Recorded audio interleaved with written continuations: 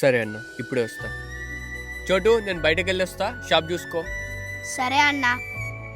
కొద్దిసేపటి తర్వాత, తమ్ముడు ఈ పాయింట్ ఎంత? ఉన్న రేట్ చెప్తే నాకేం లాభం అన్న? 600 అన్న. సరే తమ్ముడు, తీసుకో. హహ, ఈ 400 మా ఓనర్కి, ఈ 200 నాకు. తర్వాత రోజు, అరే చోటు, ఒక 20,000 ఉన్నాయారా? చిట్టి కట్టాలి, పరేషాన్ అవుతుంది. నాన్న నా దగ్గర 10,000 ఉన్నాయి. అంకుల్ ఈ 10,000 తీసుకొని చిట్టి పైసలు కట్టుర్రి. మిమ్మల్ని ఎప్పుడు పరే వాళ్ళగా చూడలేదు. వీడు నా తమ్ముడు లాంటోడు. థ్యాంక్స్ బాబు.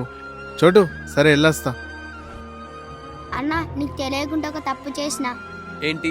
తెలియకుండా డ్రెస్కి ఎక్కువ రేట్ చెప్పి పైసలు తీసుకున్నావు, అంతేనా?